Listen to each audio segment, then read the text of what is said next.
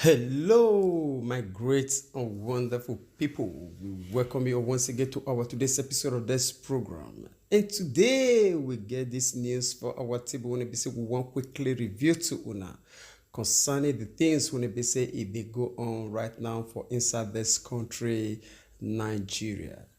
And for us to start with, we get this very one when it be say it talk say Garba Shehu say it don't reverse Council of State decision when it be say it nominate Christian as chairman of NPC, and now it don't reverse the case and announce Muslima as a replacement.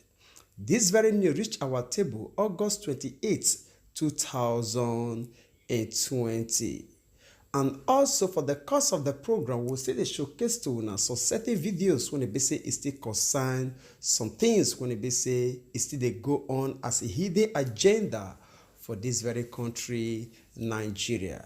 We just want to beg una say make una dey patient with us because a lot dey when they say we need to check banners together even for the comment session.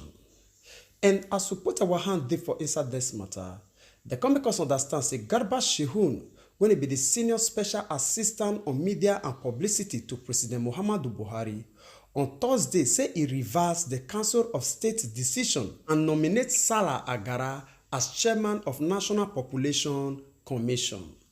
And still on top of the matter, the come make us understand say the council during a own meeting when it be say the person when he oversee the affairs of the meeting na President Muhammadu Buhari, when he even ratified the appointment of Agara as chairman of the NPC.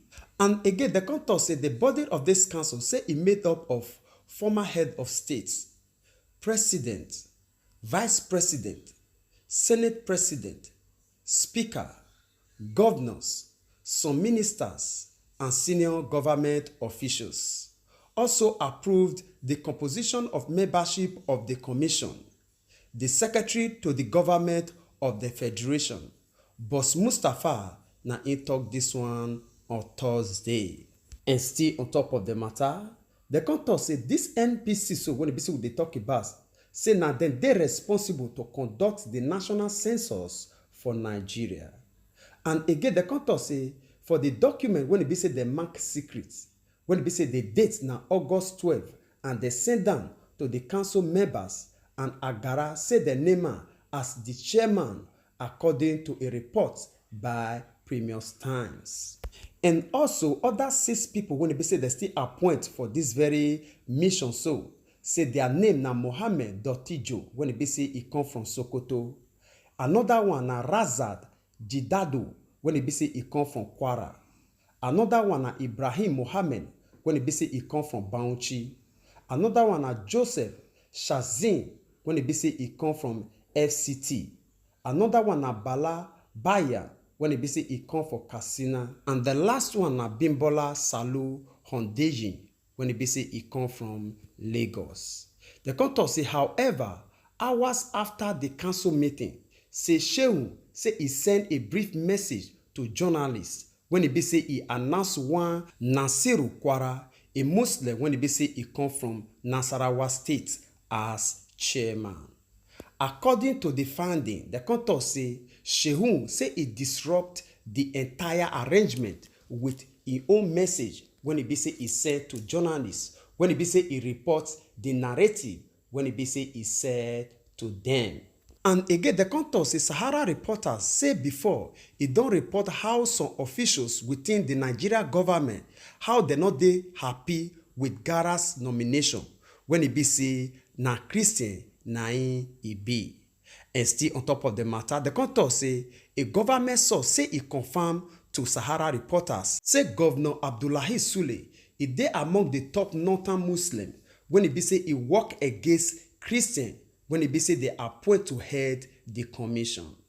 And again, the contour say Governor of Nasarawa and Chief of Staff, the tell Buhari, say make he not hand over NPC to Christian. This one at the word when it be say source revealed. And for us to conclude this matter, the come make us understand say in 2019, say Nigeria First Lady when it be say in name na Aisha Buhari, say he allege say Shehu say he switch his own loyalty from her own husband to some cabals when it be say e dey within the presidency. And she also accuse am say e dey take orders from Mama Daura when e be President Muhammadu Buhari's nephew instead of her whole husband, and also e dey meddle the private affairs of the first family.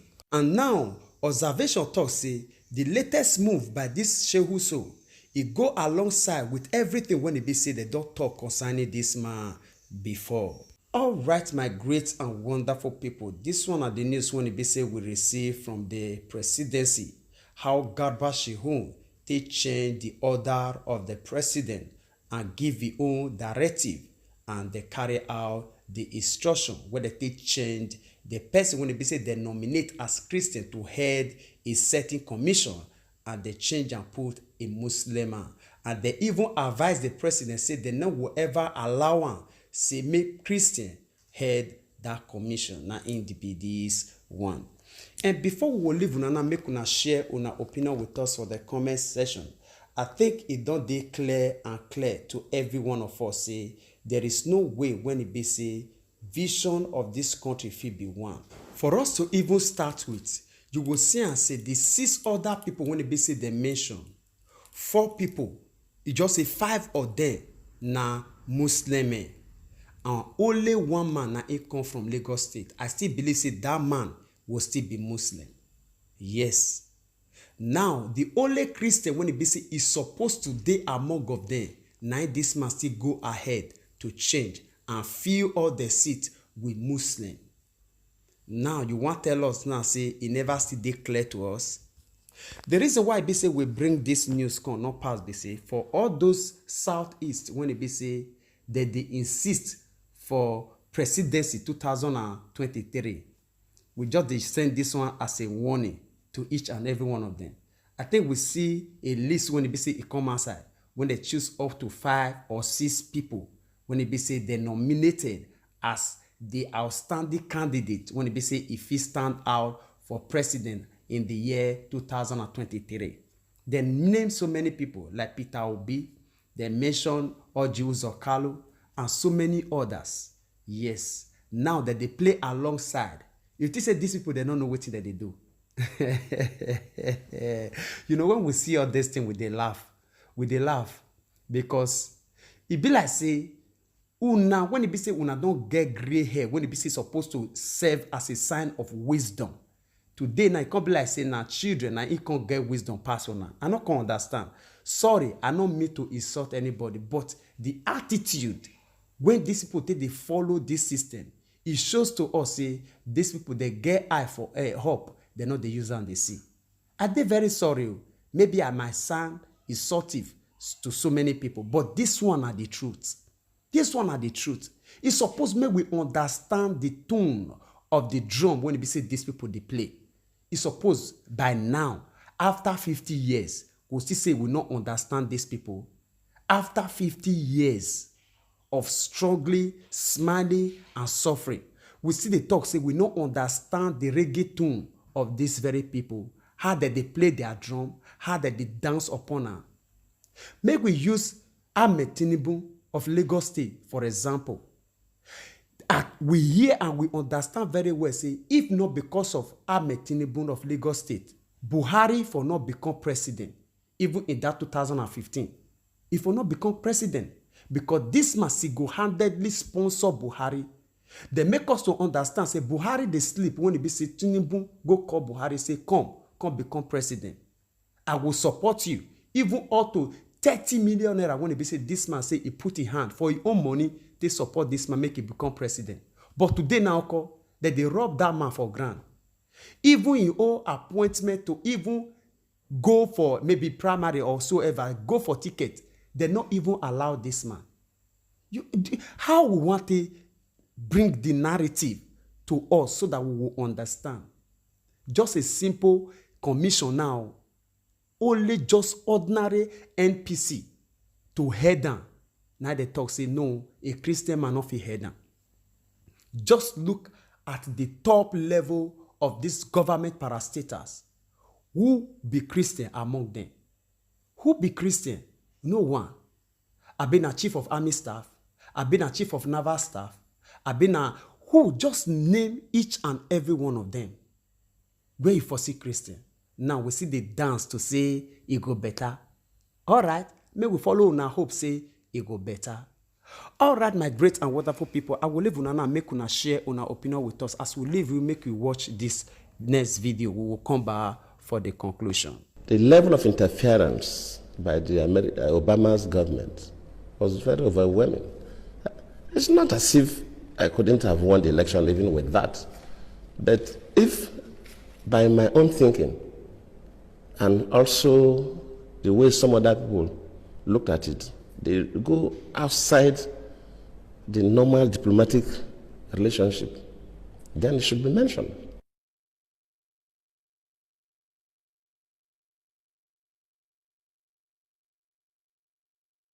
Sending that person to Nigeria at the eve of election, after Obama even issued a statement directing Nigerians to vote for the next chapter, that tells you something. And we should not sweep these things under the carpet. If a foreign country, or an African country, or even America or any other country interferes with our own elections, we should mention it.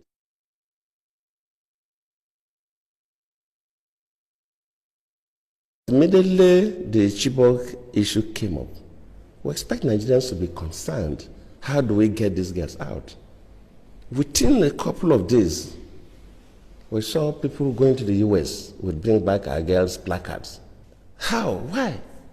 And of course, the Mrs. Obama received one of those placards. I cannot take responsibility for the abduction. I don't control Boko Haram. They are criminals. But as a president, of course, you know, it's not the president that go to the field. You have security and intelligence officers that do the work. Let me admit that, yes, maybe they do their best, but their best was not good enough for us to recover the girls. That does not mean that I'm trying to remove myself from any blame. Yes, I may not be blamed for the action, but I could be blamed that my security and intelligence system were not strong enough to be able to rescue the girls. All right, my great and wonderful people, I believe say all of una don't watch that very video. Maybe una don't see this video before now. The reason why we say we still try to bring this video back again to follow up with this news when we just reached just now. In all past, we say everybody understand what happened for the administration of Goodluck Jonathan. As you hear now the talk just now, say not be say he know if he win the second term election by himself, but these people they get back up. They get back up, and now when I can't believe say those backup say they don't expire by now. It don't come to any of our mind. The Southeast leaders only say that they warm up for 2023 presidency. It don't come to una mind. The reason why be say these people, they no go talk, they talk concerning anything when it be say they happen for Nigeria. Because now through there that they get their own gain. They say, Gama for Mugu chop. Yes. Or Mugu for Gama chop. Now so it be. Nigeria for those people when they be say yes, they know what it time talk, they chop. And those one are the America, the UN, the AU, the EU. When they be say, every one of us, they cry upon as an international community when they want to rescue us. If they can't rescue us, where they are favored and their benefits they, where it can't they. Now, every one of us, they talk, say, if it come to us, international body will step in. International body, they're not they move for something when they be say, not the beneficiary to them. These people, this Potokin, when they be so na they see so, they not they spend their one naira where it be say they know will get 5 naira or 10 naira in return. It not they happen. It not they happen. It is they say that they render help, give aid to Nigeria. The one when it be said that they use the Fulani herdsmen, the caliphate, they collect for our ground. It passed that one times 4, times 5. That is why they will try all their means to make sure say they retain Hausa Fulani for that seat. The people when they be said they will feel dance to their tune. They will feel do people to get wetin they want at any time. So make all of us, make we not allow anything fool us. If you understand this video very well, if you don't understand, go back again and rewatch this very video where President Goodluck Jonathan talk say not be say he no go fit win the election, but these people is surprised on how they take turn things upside down. How they take turn am for your own eye. This one will not be something when they say they turn for Nigeria. Now be something when they say they turn for international community side. When they say we think say now they be the savior. No one be savior, no gentleman for this race. When John go down mature, everybody will bear a papa name. Yes, now so it's supposed to be. If na place where be say our leaders they wise, they suppose carry their cross by themselves. Now only way when it be say we fit see lights, now ain't be that one. So anybody when it be say if they hope say international body and all that, may we just take Libya for example. When it be say yes, they enter during the war, go destroy Gaddafi and everything when they get. Until today, Libya still they pay homage to all these people. Then they pay for the damage when they help their cause. So when they put them for abject poverty today, then they pay with their oil and every of their resources when they did their ground. Now that one Gaddafi not allow when it be say it become their own enemy.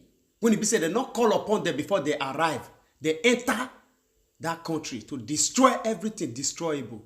When it make Libya, when it's supposed to be the best, even Libya they peaceful more than America, UK, London, name them.